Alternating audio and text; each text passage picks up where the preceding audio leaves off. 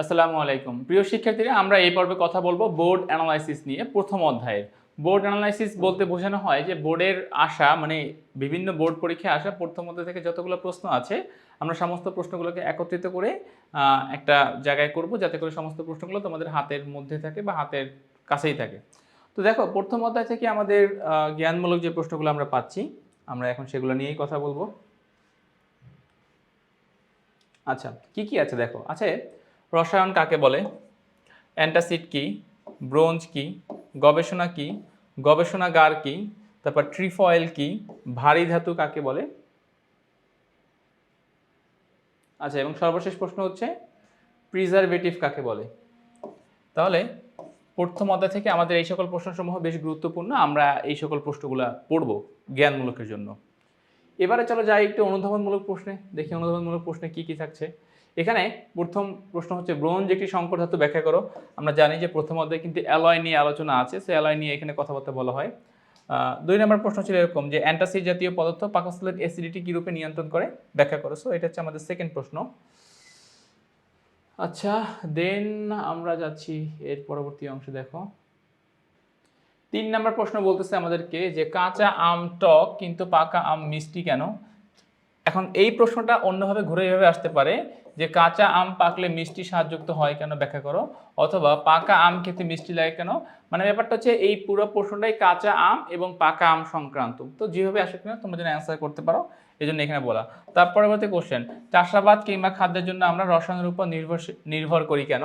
তারপরে প্রশ্ন যে ফসল উৎপাদনে রাসায়নিক সারের যে প্রভাব, সেই প্রভাব ব্যাখ্যা করতে বলা হয়েছে। আচ্ছা, এর পরবর্তী প্রশ্ন দেখো যে উদ্ভিদের খাদ্য উৎপাদন রসায়নের সাথে সম্পর্কযুক্ত, ব্যাখ্যা করো। সালোক সংশ্লেষণ মূলত একটি রাসায়নিক বিক্রিয়া, ব্যাখ্যা করো।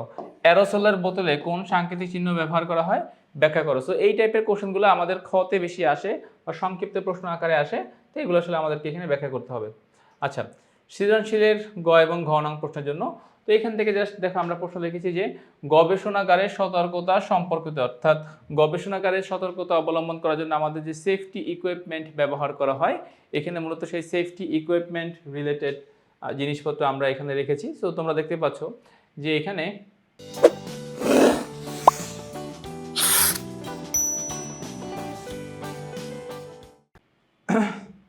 আচ্ছা, এখানে আমরা এতে হচ্ছে অ্যাপ্রন, বিতে সেফটি গগলস আর সিতে একটা মাস্ক দেখতে পাচ্ছি।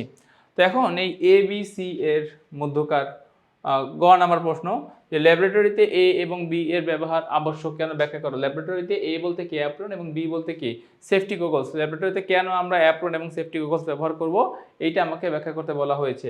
আর ঘ নাম্বার বর্তমান প্রেক্ষাপটে সি এর ব্যবহার অত্যন্ত গুরুত্বপূর্ণ। সি কে বলো তো ফেস মাস্ক। তো বর্তমান প্রেক্ষাপটে ফেস মাস্কটা ব্যবহার করা আমাদের জন্য অনেক বেশি গুরুত্বপূর্ণ, এটা আমাকে উত্তরের সপক্ষে মতবাদ দিতে বলা হয়েছে। আর এরপরটা যাচ্ছে হচ্ছে সাংকেতিক চিহ্ন সংবলিত। সাংকেতিক চিহ্ন রিলেটেড প্রশ্ন দেখো, এই যে জাইলিন আছে এখানে। জাইলিন বলছে উদ্দীপকের 1 নং টেস্ট টিউবে রক্ষিত পদার্থের ঝুঁকির মাত্রা এবং সাবধানতা ব্যাখ্যা করো। অর্থাৎ এই 1 নং টেস্ট টিউবে যে সকল পদার্থ আছে জাইলিন, এই জাইলিনটা আমরা কিভাবে সংরক্ষণ করব, এটা কিভাবে আমরা মানে ঝুঁকির মাত্রা এবং সাবধানতা, তিনটা জিনিস। এখান থেকে কি কি সমস্যা হতে পারে, সেই সমস্যাটার কতটুকু মাত্রা বলতে বিস্ফোরণ হলে কতটা হতে পারে, বিষাক্ত হলে কতটা হতে পারে, এবং এটা তুমি কিভাবে ল্যাবরেটরিতে সংরক্ষণ করবা, এই রিলেটেড প্রশ্ন তোমার কাছে জানতে চাওয়া হয়েছে। তো তাহলে ফাইনালি আমরা প্রথম অধ্যায়ে যে সকল প্রশ্নসমূহ ছিল বোর্ড অ্যানালাইসিসের, আমরা সমস্ত প্রশ্নগুলো একবারেই কমপ্লিট করে ফেললাম। আমি আশা করতেছি তোমরা এইটুকু অংশ প্রপারলি বুঝতে পেরেছো। তো আজ এ পর্যন্তই, নতুন কোনো পর্বে আবার দেখা হবে। ততক্ষণ পর্যন্ত সবাই ভালো থাকো, সুস্থ থাকো, আল্লাহ হাফেজ।